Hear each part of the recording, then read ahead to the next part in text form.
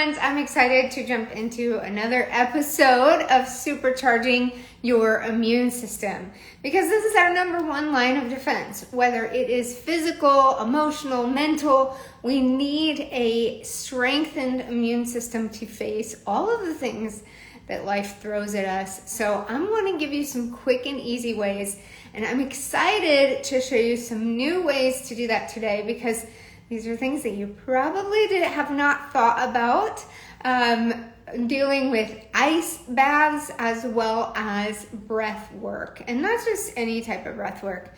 So it's funny, we had just started this and then it got cut off, but we're going to restart again. And I'm going to invite in Steven, who is our guest. So glad to have you here, Steven. Steven is a certified Wim Hof instructor. And if you haven't heard about Wim Hof today, everyone's going to get to learn about it with you.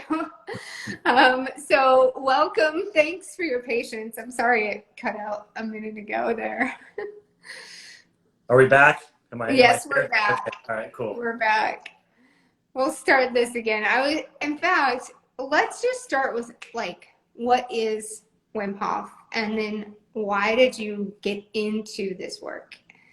Okay, so Wim Hof is a person. He's from the Netherlands, and he is known for this wellness practice that he started called the Wim Hof Method. And the Wim Hof Method is a combination of a conscious breath practice, a regular cold exposure, and a mindset commitment aspect as well. And while none of those things are new to humanity, Wim has found a way to combine them in a very simple and effective and teachable, accessible way for everybody. There's really nobody that cannot practice this in some way, even with physical limitations. It's still accessible and it's very easy to learn. And Wim had been, doing cold exposures and breath work and yoga and all these things for most of his life, but it was just him on his own journey. And he had started to gain notoriety doing these, I guess you'd call them stunts, or these challenges in extreme cold, like climbing Mount Everest in a pair of shorts and hiking shoes, swimming like 75 yards under a shelf of ice in a freezing lake, running a marathon through the snow in just his shorts, and then running a marathon in the desert in Africa with no water and like 120 degree temperatures. Wow. So he was just showing what he was capable of doing with his body, and then it garnered the attention of the media, which then led to the attention of the medical community. And Wim was able to participate in a study where he showed how to use breath and cold exposure as a way to combat disease. And that was really when it became a organized method that was kind of put out to the world. And then I'm trying to give you like a more condensed version of the story. So just if you have any further questions, just ask, please. Those are some pretty massive highlights that you just rattled off there. And here, if you could give us even a little example of one of those things that he proved, I think he even took some people that had never experienced this before, right? And right. What happened there? In the endotoxin study? Is that what you want to talk about? I think so. I think that's the one I'm thinking of, unless there's another one that really highlights the transformation they can do in a short time. Okay, yeah. So Wim was involved in a different study in this university in the Netherlands called Radboud University, and he was being exposed to extreme cold for a long period of time, and they were kind of studying his body, and they drew blood, and just as kind of out of curiosity, they injected his blood sample with a bacterial endotoxin. And an endotoxin is a piece of an E. coli bacterial strain, and the purpose for introducing this to the body would be to initiate an immune response. So a lot of the discomfort that we feel when we're sick is the immune system responding to this invader. It's trying to make the body an inhospitable environment to slow down and then eventually kill whatever might be coming in.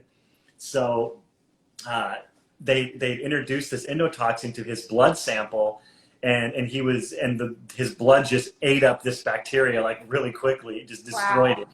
And so they called him to come in and participate in like an actual, like where they were going to inject him with this bacteria and just see what he did with it.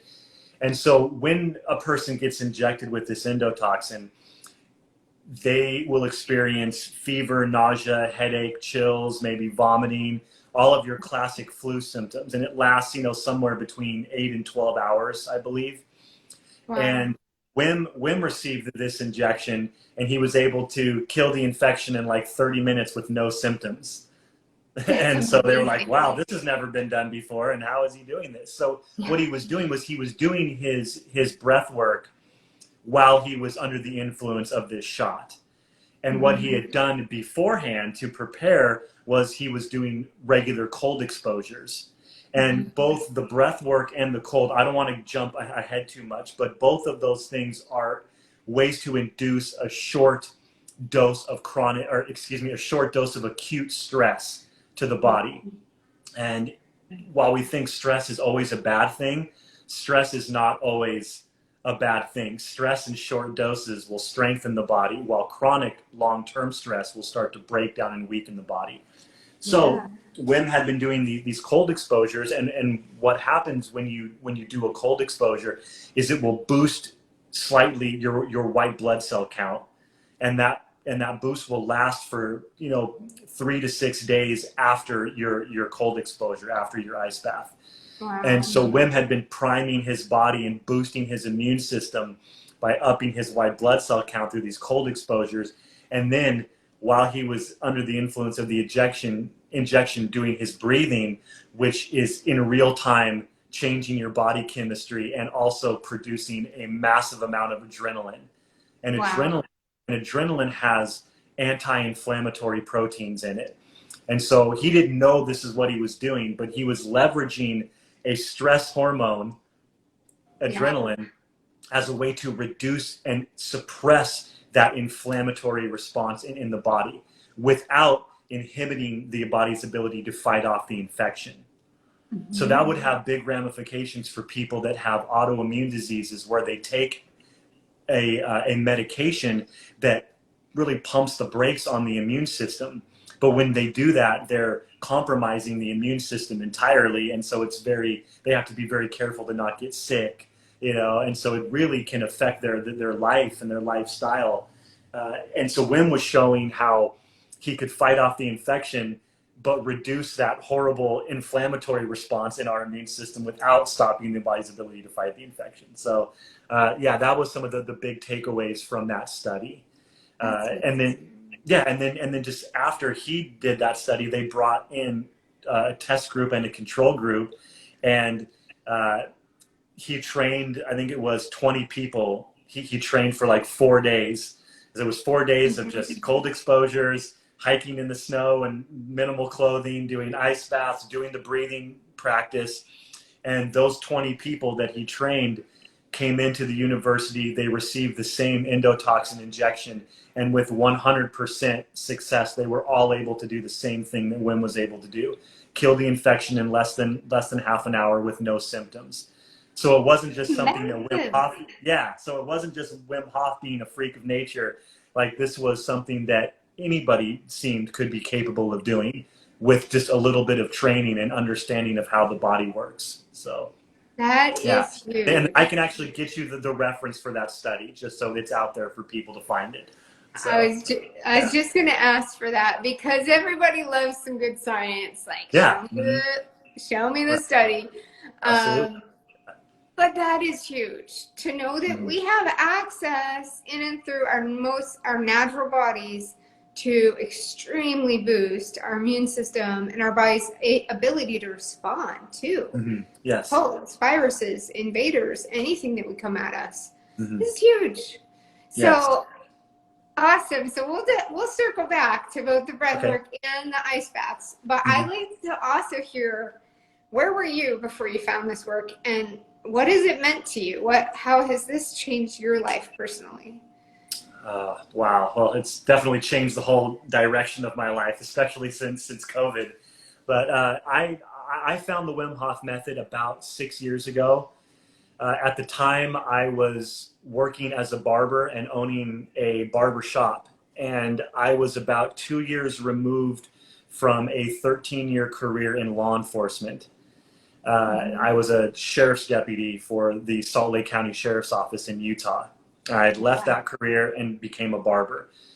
Talk But about stress. yeah, but like when I was in that job, I didn't, as a law enforcement officer, I didn't have any sort of coping mechanisms for my stress beyond just your standard, working out, which I was doing this kind of high stress exercise because I was trying to build muscle and size and be strong because that was a requirement of the job. In order for my survival, I had to be strong. So it wasn't really, I don't even think I ever really learned how to exercise properly because it was never fun for me. But I was just doing stressful weightlifting. But so that was one thing that I thought was helping me relieve stress, and I think that if you do it right, it definitely can.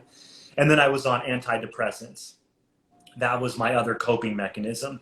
I really wasn't open-minded to therapy because that's just like, to me, that just seemed like something that weak people would do. And again, this is just a mindset that I had back when Yeah. I was a cop. Like, you don't ask for help, you don't talk about your stuff, you just bury it and move on to the next thing.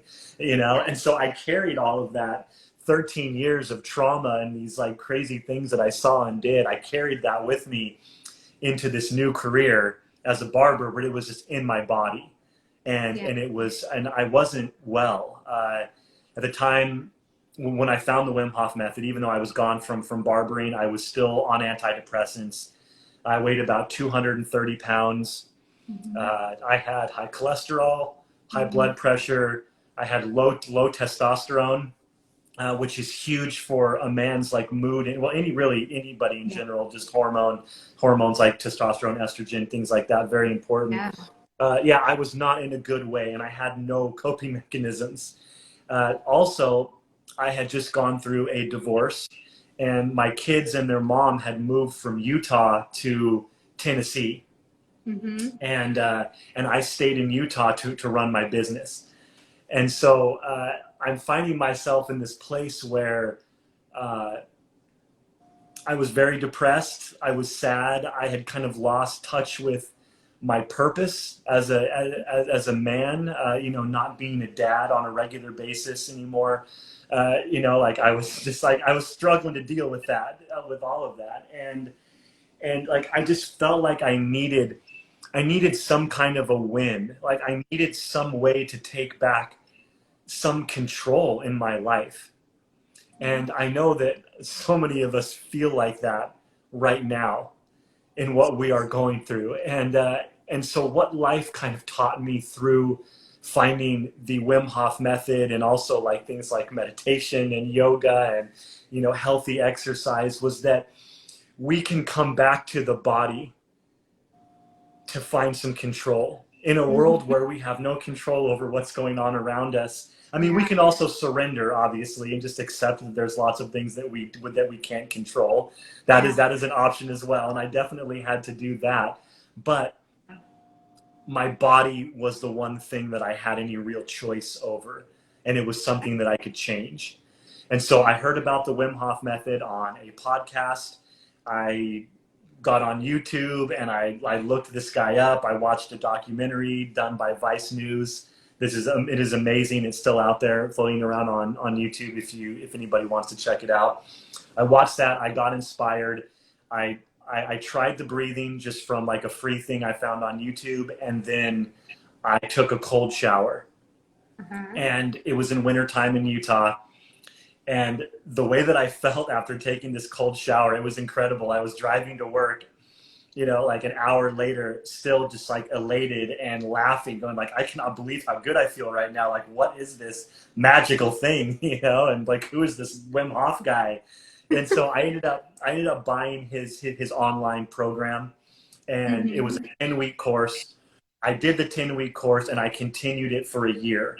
But before I started, I went in and I got some blood work done and a checkup just to kind of see where I was at, and that's where I really saw just how unhealthy I was. And so a year later, I come back to the doctor for a checkup. 1 year of practicing Wim Hof Method pretty much every day, doing about 30 minutes of breath work every day, followed by a cold shower.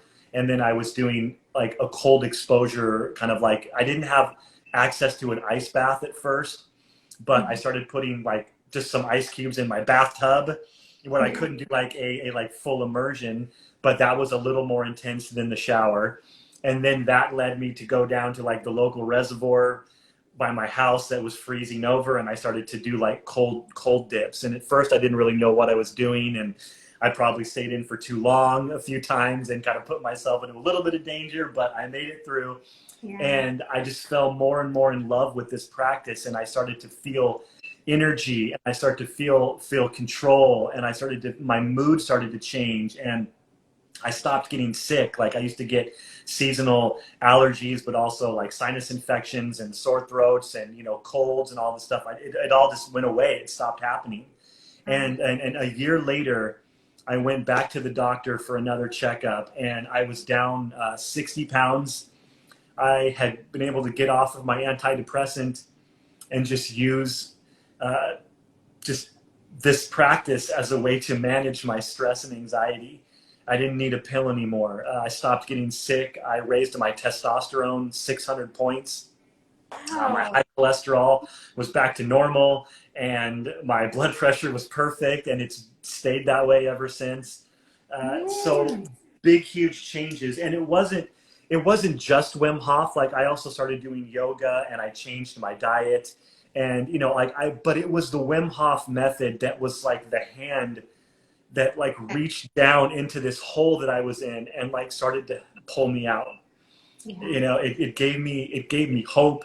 It gave me energy to come out of my funk and to do these other things that were all beneficial to my life. And now it has so much more meaning now that we're facing this thing out in the world, this virus and all the fear around it, and just knowing that I have a practice that is within my power alone, without any sort of prayer or mantra or doTERRA oil or device or anything else, like just something that is within me that I can tap into whenever I want to, and I can navigate through this world having some confidence in my own immune system and in my body's ability to stay healthy and strong and to manage stress and just kind of work through this time. And I just want to share it with people. Maybe it's not the end all be all, but it's saved my life. It took me from a place of very deep depression and even some, suicidal thoughts to just happiness. And of course, happiness is fleeting, right? But it was something I wasn't experiencing at all, and I was finding that again. And happiness and confidence and energy and vitality, and it just it's been amazing. So it's massive. I love getting to hear all this. Again, I've heard it a few times, but it, like you're saying, so many people need to hear this. Mm-hmm. This is a huge message of hope. To know that, wait a second, I don't have to, do 500 things, stand on my head, buy all these products. My own body has the ability to switch into a higher level of everything, happiness, build its immune system, lose weight, all this stuff by these simple practices. It's huge. And it's been a life changer for me over the last year, going through these lockdowns and the loneliness we've all been experiencing in one degree or another. And then I was introduced to you, I guess, just about a year ago. And it was huge. And getting to even chat with you through the year and be like, how does this even work? And make it a regular practice. I just want to echo that it was so liberating for me as well. where there was stress and anxiety, whew, it was like literally, you go into the ice or into the cold, and you can almost feel that shedding off of you sometimes. You don't have an opportunity to still be like, crunched up with stress and anxiety. I feel like it kind of sheds that stuff even as you're in the cold. Yeah. Well, Yeah. that is one of the many benefits of having a practice like cold exposure. Is it is a way to combat train our nervous system just to deal with life better. When I purposefully put myself into a stressful situation like an ice bath, and then I learn to use my breath and the power of my mind to take my body from a place of high stress into a place of calm and peace while I'm still experiencing the stress.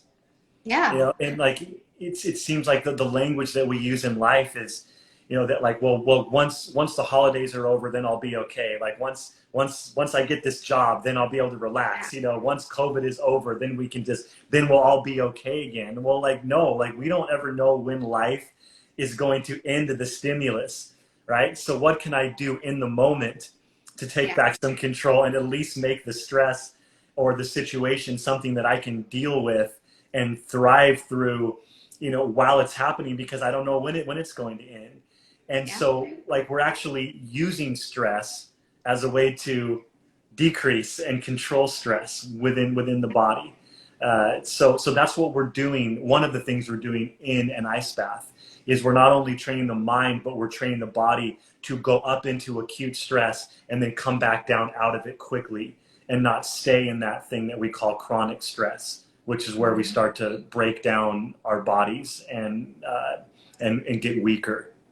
So among many things, the ice bath is a training ground, and then that becomes a place of meditation and peace, even in the ice bath. So yeah. I love that. I mean, when everybody's running towards comforts, especially when things get stressful, we're just like, oh, just give me another drink or if I just ice cream or whatever it is, people are coping with these things. That's not helpful. Like we're talking about, as far as that suppresses symptoms, maybe it causes a temporary relief, but this is where we're looking at running towards discomfort to create more change, more powerful change. So let's dive into the ice bath. Tell us all about it. Why, what's going on with the body when we submerge in ice versus any other temperature, all that good stuff.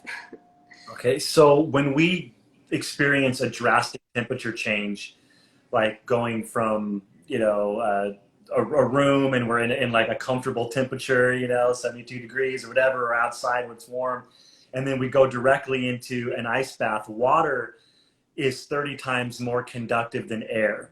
So you go from like a normal comfortable room temperature to a 35-degree ice bath. That is like a massive, like 100 degrees, hundreds of degrees shift in temperature sensation on the skin.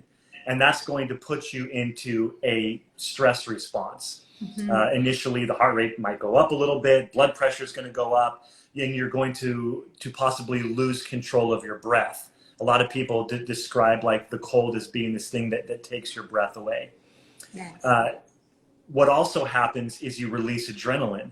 As part of that fight or flight response that your body goes into, you release adrenaline. And adrenaline, as Wim, as part of the endotoxin study, Wim learned that adrenaline reduces inflammation. So we can use this ice bath. That initial stress is going to release adrenaline, which will help reduce inflammation throughout the body. What also happens is we start to experience a shift in the cardiovascular system. So the body wants to keep our vitals, our brain and our core, our organs at 98.6 degrees. That's the ideal temperature. And so when we go into the cold, that is threatened, obviously. And so what the body will do to adapt is it will manipulate blood flow. So it will start to increase blood flow to my brain and core, while decreasing blood flow on the surface of my body and in my extremities, in my hands and feet, especially fingers and toes, going from there. And it does that through the flexion, or like the constriction and dilation of muscle tissue that surrounds all of the 67,000 miles of cardiovascular like pathways, or capillaries, vessels, veins, arteries, all that. It's all got muscle tissue that surrounds it. And so when we go into the cold, that muscle tissue will constrict and reduce blood flow. And then it will dilate to increase blood flow. So in the core, it's increasing, and in the extremities, it's decreasing. You following me so far? Stop me if I start to go off on a tangent here. Okay, so what we're doing is we're exercising that muscle tissue. So if we constantly stay comfortable, like in that range of 68 to 72 degrees, and go into the cold, as soon as we feel that shift and that discomfort, we immediately will put on layers of clothing. We will raise the temperature in the car or in the room or whatever. We can somewhat control our environment. And what we're doing is we're robbing the body of the opportunity to exercise that cardiovascular muscle tissue. And so when we purposefully go into the cold, we are allowing that muscle tissue to constrict and then open in the core. And then when we get out of the ice bath, and the skin starts to sense heat back on it again, that will communicate to the brain that, okay, we're getting warm now, and it will release that tension out in my extremities, and it will start to constrict in the core. So the opposite effect will happen. So now we're constricting and squeezing the warm blood in our core back out into our extremities again, and the extremities are dilating and opening up to receive, and then blood starts to mix. The colder blood will mix with the warmer blood, and as long as we warm up properly and slowly, that will happen safely, and that blood will mix, and it will all kind of come back to normal again. But what we're doing, it's like getting cold, it's like, and then getting warm, that's like a full, if you were going to do like a bicep curl, it would be the difference between curling up from a 90-degree angle and curling up from a straight arm. It's like this more full range of motion exercise of that muscle tissue. And so the benefits of that are better cardiovascular health, better blood flow throughout the body. The body will naturally thermoregulate better, so you will feel cooler and more in control of the heat within your body, and or dealing with the heat in the summer, and you will feel warmer and able to more effectively deal with the cold in the winter time. So you'll find yourself less affected by the temperature and less in need of multiple layers or shedding layers, and all this. It's like your body just thermoregulates more effectively because we're giving that extreme to exercise with. And also we can drop our overall heart rate, sometimes 10 or even 20 beats a minute, just because our heart isn't having to work as hard to pump blood everywhere. Like, we just have better blood flow. And cardiovascular disease is the biggest killer in the world. I think double of every other way to die combined. Like, cardiovascular disease is by far the biggest killer. So, and cardiovascular disease is in large part a symptom of comfort zone lifestyle. So so we can get uncomfortable purposefully. When we have a choice over how it goes, will better prepare us for the discomforts of life that we have no control over, and make us more healthy. So those are some of the big benefits: cardiovascular health, and releasing adrenaline to help reduce inflammation in the body, training the nervous system, the mind, and the body to better cope with stress. And then also there is benefit to the immune system. Again, like I mentioned earlier, when we put ourselves into that short acute stress, we will increase white blood cell count temporarily, and be able to keep our body more on the ready for anything that might be coming in. So awesome. And it's free, right? As well, it is the cost of ice water, whatever that costs to you, so it's not, it's very accessible for people. So exactly, you could do this anytime, whenever you need to, as often as needed. And how often do you recommend, what's best how often to take an ice bath? So if you do a real ice bath in cold water, which is in cold water is going to be like, I think sub 60 or 58 degrees. So anything below that, that's considered cold water. And then extreme cold is, I believe, like below 50 degrees, getting into the 40s and 30s. So as long as you're exposing yourself to that like extreme cold water once a week, that should be enough to keep your immune system more on the ready. Now, you can do it more often if you want to, but that is what the Wim Hof Method recommends is an ice bath once a week. And then you would want to supplement with a cold shower every day, or at least ending your cold shower every day with cold water. And I don't even want to say every day, but multiple times a week. I'm not going to tell you to never take a hot shower again or to deny yourself that, because there is extreme benefit to the heat as well.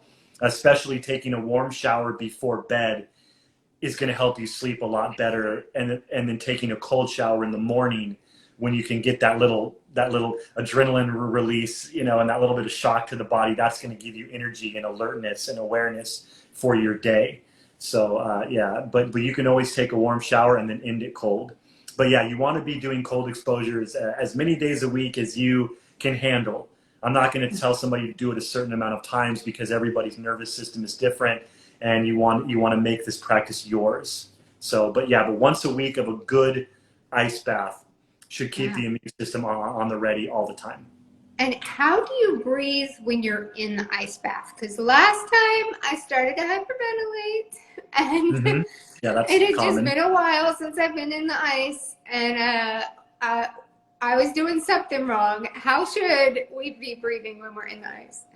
So when we're breathing in the ice is the same way that we want to breathe anytime that we want to down-regulate our nervous system. So if I breathe in through my nose and I focus on a long exhale, so maybe a 3 count on the inhale and a 6 count on the exhale, or however you want to do it. Breathe in through the nose and breathe deeply down into the belly. Okay, that is all communicating to the nervous system that we're safe, and that is like down regulation, peaceful breathing. So that's how you want to breathe in the ice bath as well, as we're trying to communicate to the body that even though there is this external stress, like we're okay, we're safe, you can relax in that water. So deep breathing into the nose, mouth closed, and then out the nose or out the mouth. Either one doesn't matter on the exhale, whatever you're comfortable with, and breathe into the belly. Yeah. Okay. It's slow, calm breaths. That's how you down-regulate, which is what we're trying to do. Yeah. So. Yes. And what would happen if we start breathing completely through our mouth? Well, if we breathe through the mouth, that's going to create like a greater exchange of gases. Nose breathing helps to regulate the flow of oxygen coming in and carbon dioxide going out. Also, nose breathing, I know you asked me about mouth breathing, but just to kind of counter that real quick, nose breathing will actually filter the air as it goes through, and it cleans the air before it goes out into your lungs, where if you just breathe through the mouth, you are taking in whatever is in the air is going straight down into your throat and into your lungs, and it doesn't get to be cleaned as it does the way it goes through the nose. But also, if I breathe heavy in and out through my mouth, that is upregulation of the nervous system. So if I'm in an ice bath and I'm trying to calm myself down, the last thing I want to do is, which is what the body wants to do immediately following that shock. So that's why we want to take control of our breath and calm our body down while we were in that stress. Because when we get that stress stimulus, we want to, like, the body wants to breathe in a way that's going to make us alert and give us energy and release adrenaline and make us want to be ready to fight or run away or take action of some sort. That's what the body's natural response. But we want to be calm and chill while we're in the ice. We need to tell the body, like, it's okay. Like, I know it's cold, but you're okay. So let's calm down and let's just enjoy this. And breath is our communication with our body. Breath is how we do that. It is the bridge between what we have conscious control over and what we don't within our body. Breath is the bridge. So, yeah. That's awesome. Does that make sense? Yes, yeah, and I want to go more into breathing. I was just going to Mhm. touch on the cold as you're sharing about that. I'm reflecting on I've traveled so much around the world, and many times I'm restricted to bucket showers or they Mhm. don't have heated water. And Right. it's funny how we often don't take into understanding what global humanity has had throughout the centuries and how there could be something to that. Mhm. And I didn't realize it, but that was healthier for me when I was taking those cold bucket showers in third world countries Mhm. than the constant, like we're talking about creating this perfect comfort zone of always being warm, always adjusting the outside to make it be accommodating to us. And then we Right. become less adaptable overall. Mhm. Yeah. Well, I've never been to Europe, so I can't speak to their practices or their culture or ways. But from what I've heard, uh, in a lot of cultures in Europe where it's cold, like they purposefully expose their children at a young age to a lot of cold, and that helps the babies have a stronger body and a stronger immune system. And it seems like in Western culture in America, we're even taught from a young age, like, well, don't go outside right now because you're going to get cold, and then if you get cold, then you're going to get sick, right? It's like everybody Yeah. thinks here that it's like this old wives' tale or whatever that like the cold will make you sick. Now, if you have an infection, if you have a fever, okay, now if it's an extreme fever, like even medical professionals will use cold as a way to kind of cool your body down. But as a general rule, uh, that heat is there for a reason. It's trying to heat up and kill whatever is going on inside of your body. So if you actually are sick, I would say don't do a cold exposure. And if you're familiar with the Wim Hof method in the breathing, I would double down on your breathing practice and I Yes. would back off on your cold exposures. But as a preventative measure, cold exposure increases and strengthens the body and the immune system. It doesn't weaken it. And so I would highly recommend regular cold exposure as a way to strengthen the body. It is not true that getting cold and exposing yourself to the cold makes you sick. That is absolute BS. Okay, but Yeah. if you are already sick, like you may want to back off on the cold and allow the body to be warm to fight Yeah. off the infection. And again, if you experience some extreme fever where it's fatal if you don't lower your body temperature, like that's a different story. But yeah, for the Yeah. most part, yeah, cold exposure is a good preventative measure for keeping the body and the immune system strong and healthy. So Yeah. it is not the other way around. So yeah. Huge. It's huge. And again, it just speaks to we've got to have these these bursts of stress exposure, especially when we're controlling that stress. We know, okay, Mhm. I'm going to submit myself to this and it's temporary. And even like while you're in the cold or when you're coaching someone through it, what would you have them think about to like coach? Because, the first reaction is panic, or especially if someone's going to try Mhm. this on their own.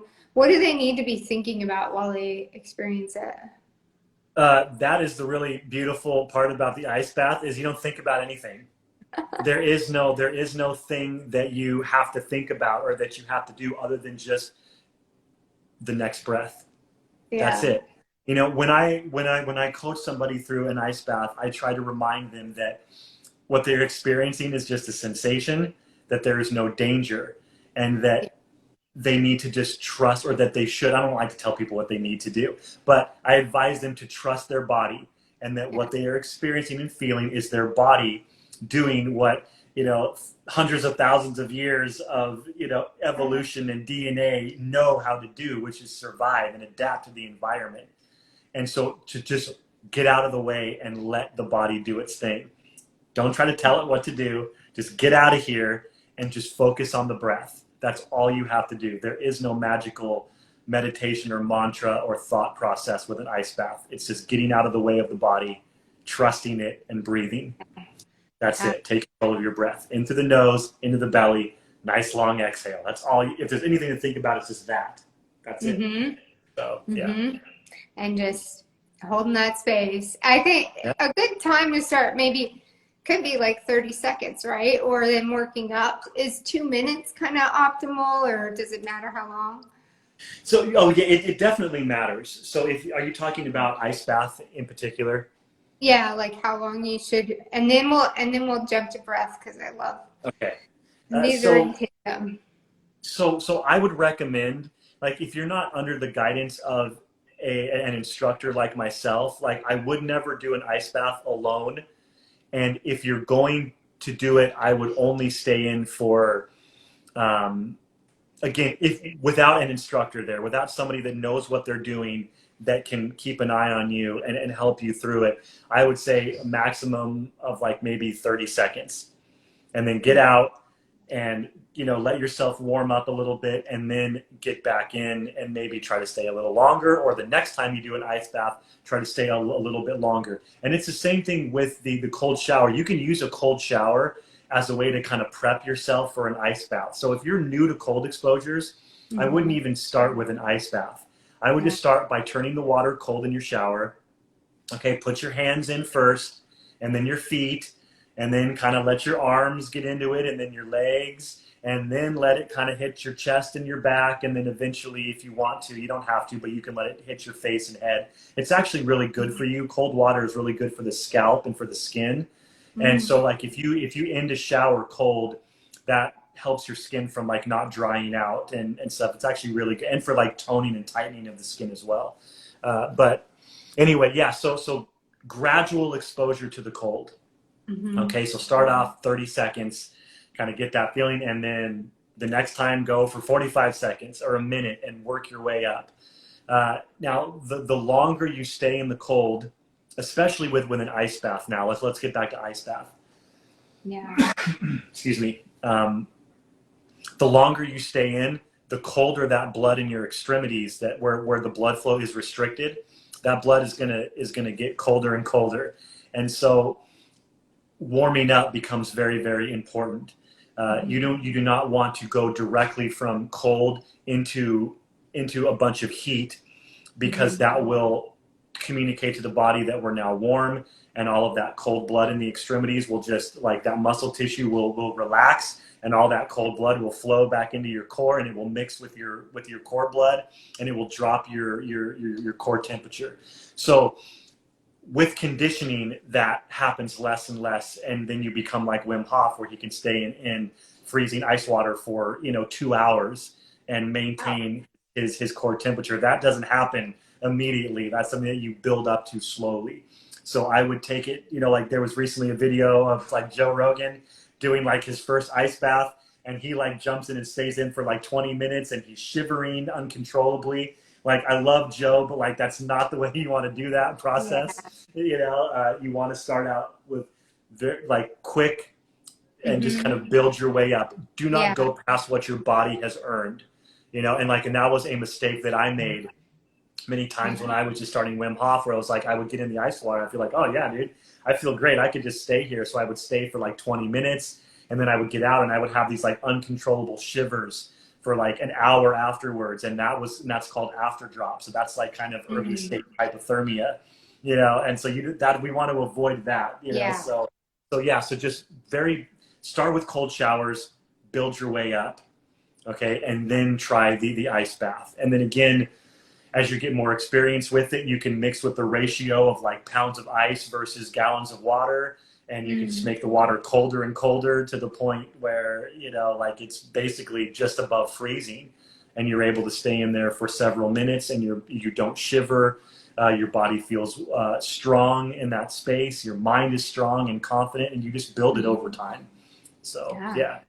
I'm not going to recommend anybody just go run and jump into, 35-degree water and hang out in there for 10 minutes. Like, I'm not going to recommend Yeah. that, Yeah.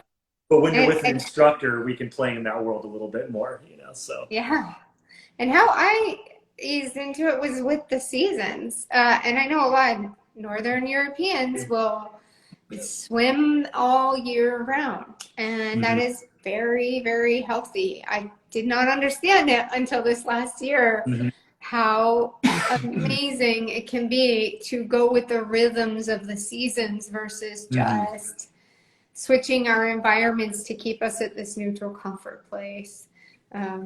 So I'm excited. My pool here is already getting cold, and just a little drop in temperature is going to get nice and chilly through the winter. Yeah, so that's great. Anybody who has a local water source like rivers, lakes, do it. The rest of the planet, this is more normalized to jump in open bodies of water. But you could do that. We can take advantage of that. So about the breath, this is in tandem with breath work. And I at first I was so focused on the cold exposure. It's so exciting and instant intensity. But with breath work, we can also find a lot of transformation. And we've got like about 5 minutes left, just to give you an idea. Okay, I want to get understanding about the breath work. Okay. So the Wim Hof breath work practice is, again, it is a more stress-inducing breath practice where we are upregulating the nervous system by focusing on big inhales and just short exhales, followed by long retention. And what we're trying to do chemically in the body with this breath practice, Wim Hof in particular, is we're trying to make our blood go more alkaline. Right? So the balance of carbon dioxide and oxygen in the blood will determine the alkalinity level, or like the pH balance. So we can use Wim Hof breathing as a way to change our body chemistry. Now, again, like, there is science behind this. I'm not an expert in it, but from what I understand, disease and inflammation does not like an alkaline environment. Yes, exactly. Cancer cells do not thrive well in an alkaline environment. Bacterias, viruses, they don't like when our bodies are more alkaline. And unfortunately, most of us are sitting more acidic than we should be because of lifestyle and diet and, all like just the way we live in chronic stress and improper breathing. Our body chemistry ends up being more acidic than it should be. So every single day we can do 20 minutes of breathing and we can change our body chemistry, and we can go alkaline in our blood, which affects every cell in the body. Where like when we try to get alkaline through eating certain diets and drinking high pH water, like all of that is happening in the stomach, but the blood, like that's, and using blood gases, like that's real time happening right now, like massive shift. We're talking like a several point shift in our blood alkalinity. Like it has this like immediate impact, where the food kind of thing, I don't even know if it actually works or not. I'm not going to support it or, not support it because I don't know, but I do know that when you breathe the right way, you can very, very quickly, within a matter of minutes, massively change your pH level, your body chemistry. Yeah. So that is one thing that we're doing with Wim Hof breathing, is we're changing body chemistry, and that change will last for a few hours. So I like to think of Wim Hof breathing as like shaking up the snow globe. Wherever we're at mentally, chemically in the body, we're going to shake it up with this breathing, and then it's all going to settle back down into a different and better place than it was when we started. So that's one thing: shift in body chemistry, taking back control of something that is supposed to be an autonomic function in our body, like we're doing it consciously with our breath.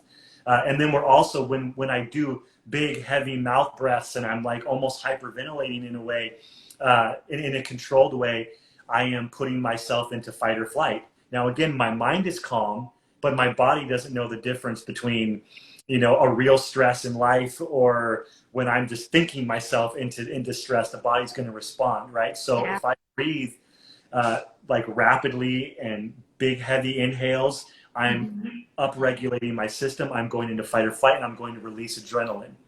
And now, when Wim did the study with that endotoxin injection, they were measuring as much adrenaline in his blood as somebody that was bungee jumping or skydiving for the first time. So just laying on the couch, relaxed, completely safe in your bed or couch, like you can breathe your way into a massive adrenaline release.